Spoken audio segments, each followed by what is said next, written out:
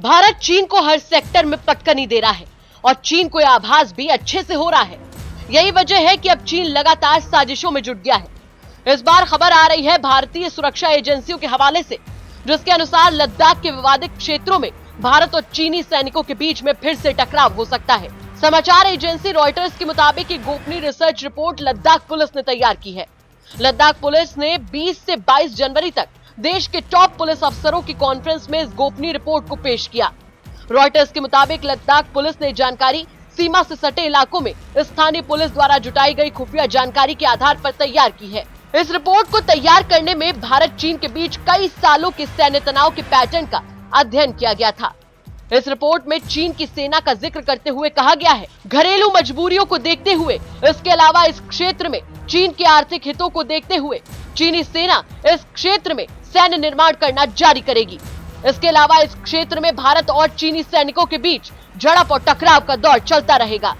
पूर्वी लद्दाख के उन इलाकों में जहां पर चीन अपनी तरफ से कई तरीके के निर्माण कार्य कर रहा है और अपनी सामरिक स्थिति को मजबूत कर रहा है, इसे देखते हुए भारत को उसके बदले में कदम उठाने होंगे। इसके लिए नोट में सुझाव दिया गया है कि रणनीति क्षेत्र को ध्यान में रखकर बनाई जाए, जैसे तुर्तुक या फिर सियाचिन सेक्टर और दौलत बेग ओल्डी या फिर डेप्सांग के मैदानी क्षेत्रों में सीमा पर्यटन को तेजी से बढ़ावा दिया जाना चाहिए। इसी पुलिस कॉन्फ्रेंस में लेह की एसएसपी पीडी नित्या ने अपनी रिपोर्ट में कहा है कि भारत सरकार को दौलत बेग ओल्डी या फिर डेप्सांग के मैदानी क्षेत्रों में सीमा पर्यटन को बढ़ावा देना चाहिए।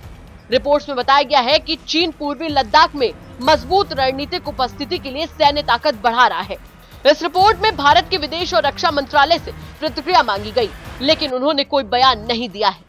चीन के विदेश मंत्रालय ने भी इस मुद्दे पर जवाब नहीं दिया है। भारत सरकार को दौलत बेग ओल्डी या फिर डेप्सांग के मैदानी क्षेत्रों में सीमा पर्यटन को बढ़ावा देना चाहिए। रिपोर्ट में बढ़ाया गया है कि चीन पूर्वी लद्दाख में मजबूत रणनीतिक उपस्थिति के लिए सैन्य ताकत बढ़ा रहा है।